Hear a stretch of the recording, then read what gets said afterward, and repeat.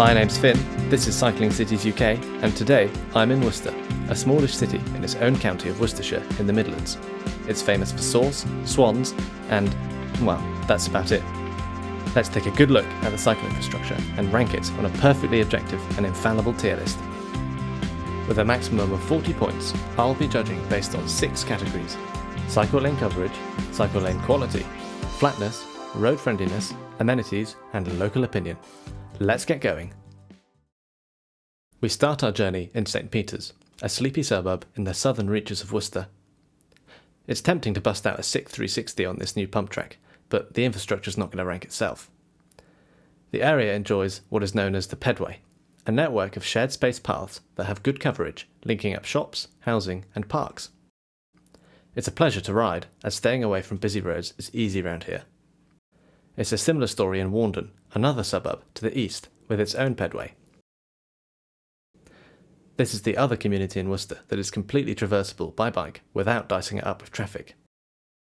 There are even more paths here than in St Peter's, with kilometre after kilometre of well-maintained and signposted tarmac. Just listen to Past Me living it up.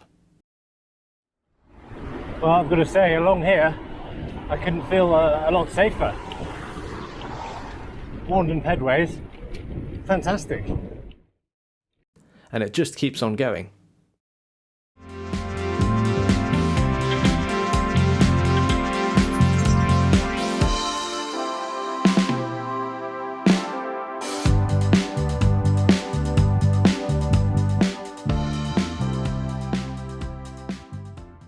But this is the exception rather than the rule in Worcester. To get into town from Warndon, the pedways fall short, leaving no option but Tolladine or Newtown Road.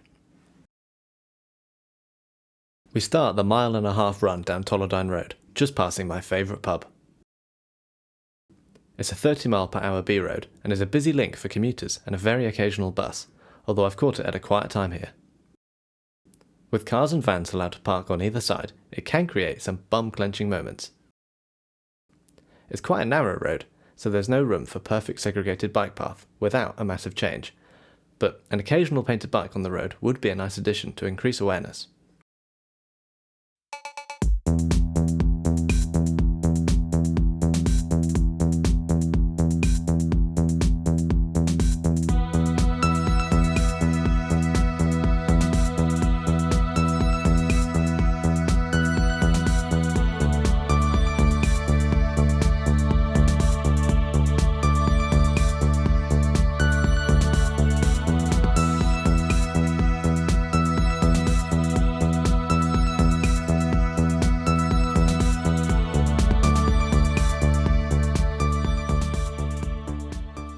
Unfortunately, the worst is still to come, with a busy junction followed by an intimidating high brick wall on either side, closing us in with oncoming traffic.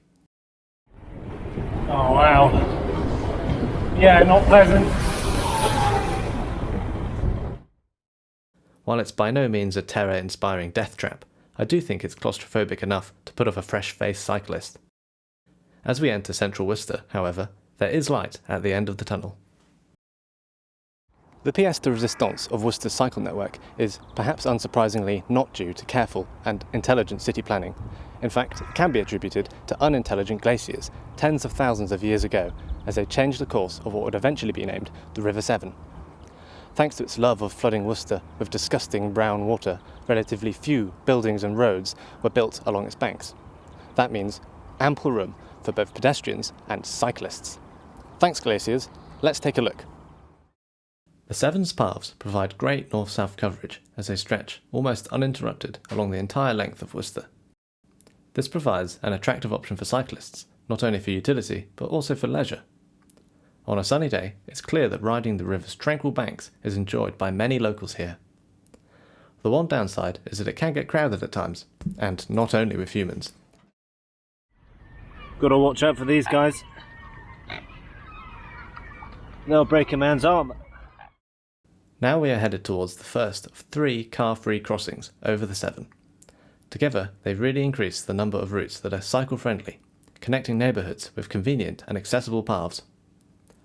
The bridge on screen is Sabrina Bridge, the oldest one, and it connects St John's with central Worcester, as well as the Pitchcroft, a horse racing track which has a shared space path encircling it. From here, let's head north, following the river by the Pitchcroft.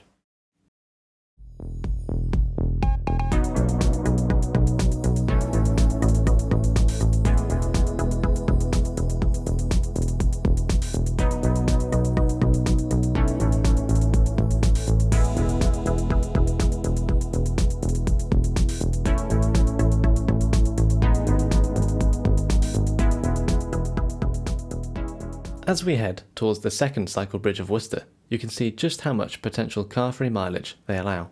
Hold on, stop, rewind. That, my friends, on the right of the screen, is a Beryl bike. And no, it's not my nan's.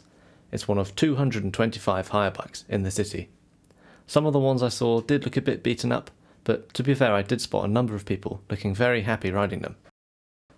I reckon they're a definite boon to the city, and stand a chance to encourage plenty of new cyclists. As I was saying, this is Capex Bridge, the newest cycle bridge recently opened in December last year. On the map, it doesn't look that central, so I wouldn't have guessed it was that important of a connection. The crowds here prove me wrong though, that's for sure. Let's move on to the final bridge, Diglis Bridge, which offers a shortcut for cyclists on the south side of Worcester. It's over 1.5 kilometres from the road bridge, making cycling a faster option than driving for many potential journeys. It's here that I met a friendly local cyclist named Mike, just in time before the sun finished setting. Okay, I'm here with Mike from Worcester. So, Mike, do you cycle a lot around Worcester? Yeah, a fair bit. I do this circuit all the time, basically, and beyond, as I was saying to you, the race course. So, yeah. And along the canal as well, so it all links in quite nicely. Okay, so you don't have to go on the roads too much? No, that's true, yeah, which is an advantage. Yeah, absolutely. So would you say you do cycle on the roads as well, or do you just stick to the paths? No, I use the bike a lot for just nipping into town. Yeah. Because it's handy and you can park it right outside, etc. Yeah. I mean, we've got a car, but it's mainly for social. Yeah. That's to say, going on holiday and stuff, and going to the supermarket. But, fantastic. Talking to Mike was making Worcester start to sound like some sort of bike paradise, but the conversation took a quick turn. I've been knocked off my bike twice on the main road. Really? Okay. And I know a friend was saying that they're not very appreciative Worcester drivers or of cyclists, which is sometimes a problem. Whereabouts were you knocked off? Just in Barbourne, which is the north side on the main road going out of Worcester, sort of thing. Okay. So would you avoid that now, or? Oh no, I go down there. Still go for it. Yeah. So, in that main road bit up in Barbourne, did you say? Yeah. Is there many bike lanes up there, or is it? There's a bus lane. And single lane traffic either way. But quite a bit of Worcester's pedestrianised the shopping centre. So, what would you say is the worst bit infrastructure-wise in Worcester? From a cyclist point of view? Yeah. Well, as I say, the roads are quite narrow. The main road, there's a bus lane, so that's okay going in, but coming out, and so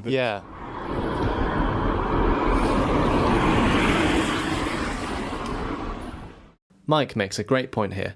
The main roads that make up the central loop of Worcester are mostly bereft of any cycle lanes. They all look similar to the one on screen. As Mike said, space is a limited resource here, so it seems likely that this deficiency won't change anytime soon. There are a good amount of central bike parking spaces, so one solution would be to cycle to the edge of the centre and do the rest on foot. But this is far from perfect. In general, would you say you feel safe cycling around Worcester? Yeah, no, it's not a problem. I mean, as you can see, I'm wearing a hat rather than a helmet. Yeah.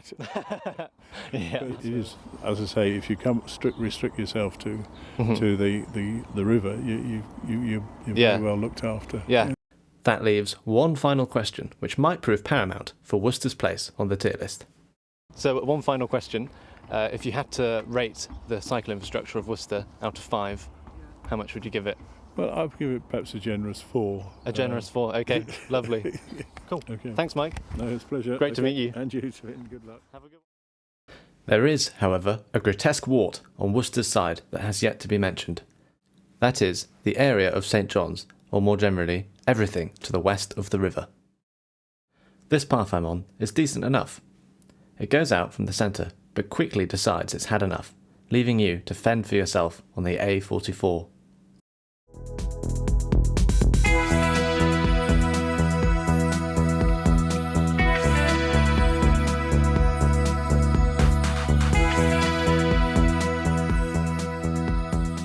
It doesn't show its face again, nor any of its bike path friends. There really is almost nothing to talk about in St John's in terms of cycle infrastructure. It doesn't even seem to have any cycle parking on its high street. At the very least, it's pretty flat, and like most of Worcester, its main roads are relatively tame for the UK. You won't feel as though you're flirting with death here, but it's not exactly inspiring. That just leaves one thing to talk about: the canal. On paper, it looks like it might be great for cyclists. A picturesque route snaking north and then east, birdsong in your ears instead of a passing lorry. And this is partly true, but it's not without issues. Can be a bit sketchy under those bridges, coming round blind corners. But I've got to say, on a quiet day like today, it can be pretty dreamy along here. As well as those bridges, you instantly feel how narrow the towpath is when you cycle along here. Perhaps too narrow to be a shared space. Passing other cyclists, particularly on the corners, feels a bit scrappy. It's also a popular path for pedestrians. At busy times, you'll be slowing down for people and dogs often, and potentially be forced to walk. A bell is a must along here. That said, it does provide some connectivity for the north and east sides of Worcester, and that just can't be ignored. So, this brings me to the crux of the video. Just how does Worcester's cycle infrastructure stand up to my scrupulous ranking system? In terms of cycle lane coverage, I'm going to give it a 5 out of 10. From north to south, it's really rather good, with the river, the Pitchcroft and St Peter's Pedway connecting nicely. But if you're travelling east to west, you don't stand a chance. The cycle lanes that do exist in Worcester are usually pretty good, although they are mostly shared spaces. Therefore, cycle lane quality gets a 7 out of 10. The rest of these are ranked out of 5 to weight them appropriately. I'm giving flatness a 3 out of 5. The centre and western parts of the city are flat enough for any cyclist, but the east has a few gradual but lengthy hills, enough to put some people off the pedals.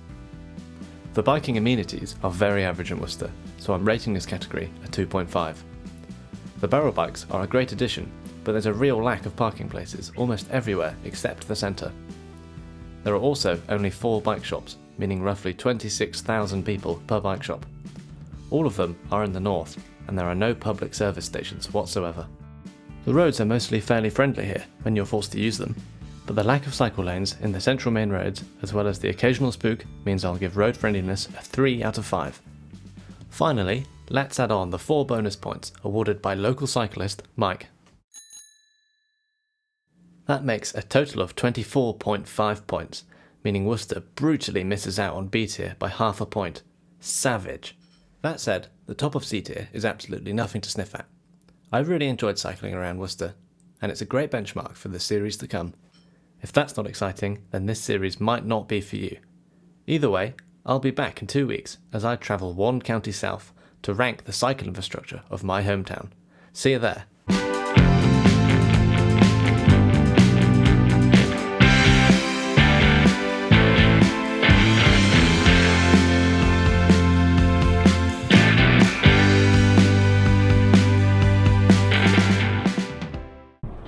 Was that bad?